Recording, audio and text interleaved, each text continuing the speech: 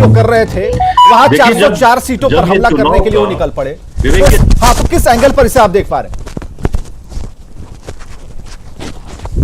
देखिए, चुनाव का वक्त है, चाहे वो कोई सी भी पार्टी हो, कांग्रेस पार्टी हो, लोजपा हो या कोई भी पार्टी हो, वीआईपी पार्टी हो, सब अपने लिए स्पेस बनाने की कोशिश कर रहे हैं।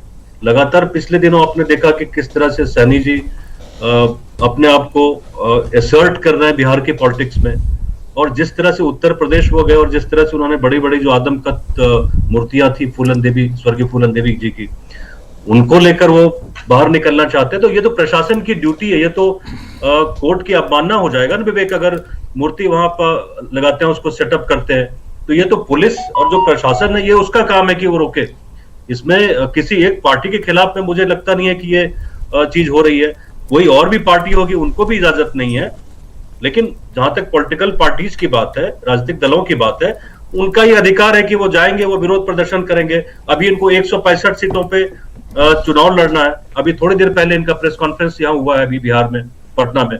तो ये इनकी इच्छा है कि 165 सीटों पे लड़े, उत्तर प्रदेश जाए, मध्य प्रदेश जाए, जहां भी मल्लाह जाति के लोग हैं, जहां भी आपको पता है कि भिंड और मुरैना और तमाम जो इटावा के आसपास का जो पूरा एरिया है उसमें काफी लोग रहते हैं, वहीं से फूलन देवी उस एरिया से बिलोंग करती थी। तो इनका हक बनता है ये जाए, पॉलिटिकल पार्टी के तौर पे चुनाव लड़े, लेकिन जहां तक सुप्रीम कोर्ट के रूलिंग की बात है उसको मानना ही पड़ेगा, चाहे वो कोई भी पार्टी हो। चलिए, इस पर सैनी की जो राजनीति पर यहीं पर ब्रेक लगती है, क्योंकि सुप्रीम कोर्ट ने 2013 में किसी भी सार्वजनिक स्थल पर मूर्तियां लगाने पर रोक लगाई थी। ऐसे में 18 जिलों का चयन कर लिया गया। तो पहले तो आदेश की अवमानना वहीं होती है। दूसरी बात यह कि आपने मूर्ति लगाने की सोची ही नहीं, बल्कि वहां पहुंचकर उन 18 जिलों का चयन भी कर लिया अपनी जातिगत मुताबिक कि जहां जहां पर आपकी जातियां हैं या पर जहां से आपकी फ्रीक्वेंसी उन जातियों से मैच करती है, हम वहां पर मूर्तियां लगाएंगे। भाई, जब पहले से डिसाइड है, पहले से नियम है, कानून है, तो फिर आपने हिम्मत क्यों दिखाई? बिहार के संदर्भ में इस बात को इस तरीके से हम ले रहे हैं कि भाई आप नीतीश कुमार को वाह कह रहे हैं, लेकिन जहां बात बीजेपी की आती है तो वहां ना आप कह रहे हैं। आप मीटिंग में हिस्सा नहीं लेते हैं, जबकि आपके बयानों को सपोर्ट करने वाले मांझी जी उस बैठक में मौजूद होते हैं। तो यह हो क्या रहा है? किस टाइप की राजनीति, इसे समझने की हम कोशिश कर रहे हैं। शक्ति सिंह यादव जी हमारे साथ मौजूद है। शक्ति सिंह यादव जी, इस पूरे सिनारियो को क्या देख रहे हैं बिहार में, बिहार के संदर्भ में या पूरे देश के संदर्भ में? हम बिहार में बैठे हैं इसलिए हम बात कर रहे हैं बिहार की, और हम जानना चाह रहे हैं आपसे, क्या विकास की राजनीति होगी या जातिगत राजनीति में हम धराशायी होंगे? देखिए, जात है, इससे कोई नकार नहीं सकता। राजनीति लेकिन जमात की होती है। राजनीति में जो निर्णय होते हैं, राजनीतिक जो ताना बाना होता है, उसमें सार्वभौमता होती है। और एक बात समझ लेनी चाहिए, जात अकट सत्य है, इसे कोई नकार नहीं सकता। पर जो सवाल सामने आन खड़ा है आपके सामने, तो मुकेश सहनी जी सरकार में हैं, और सरकार में रह करके दोनों चीज कैसे संभव है? आप सरकार से बाहर जाइए। अगर प्रतिकार करना है जिन चीज़ों के संदर्भ में, तो आप फूलन देवी प्रतिकार के प्रतीक थे। वो कोई भी जुल्म के खिलाफ वो खड़ी थी। तो आप अगर उनको अपना आइडियल मानते हैं तो स्वाभाविक तौर पर ये आपको प्रतिकार भी करनी चाहिए। तो सत्ता से मोह भी रखिएगा और सत्ता में रह करके दोनों बातें करिएगा।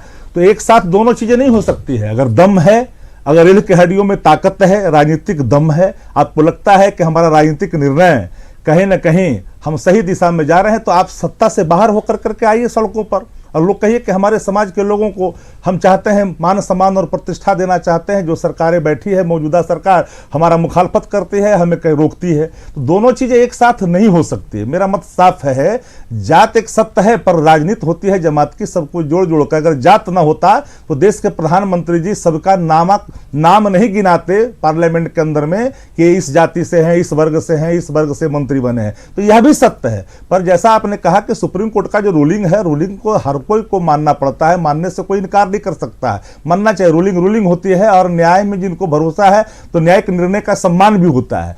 पर इतनी बात मैं जानना जरूर चाहूंगा मुकेश सहनी जी से कि मुकेश सहनी जी सरकार में आप हैं, आप सिर्फ एक सांकेतिक आपने प्रतिकार किया कि हम बैठक में नहीं जाएंगे, एनडीए की बैठक में, तो आप सरकार से बाहर निकलिए ना। दोनों बातें एक साथ कैसे कर रहे हो? एक साथ संभव नहीं है। अगर आपको लगता है कि हमारे कुल का, हमारे सम्मान का कहीं ना कहीं ठेस पहुंचा है, तो आप हटिए सरकार से।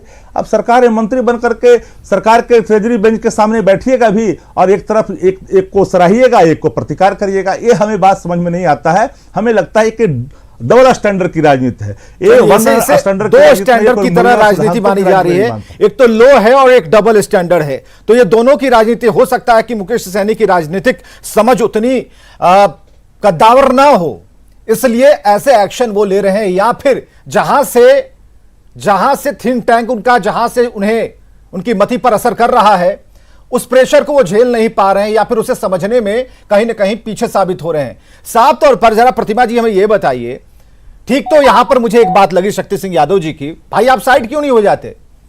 जब नहीं पसंद है, जब एनडीए में नहीं रहना चाहते हैं, बैठक अटेंड नहीं करना चाहते हैं, तो ये गुस्सा दिखाना, फिर पलट जाना, दोपहर में गुस्सा होना, फिर रात को उसी चादर में सो जाना, ऐसा क्यों कर रहे हैं?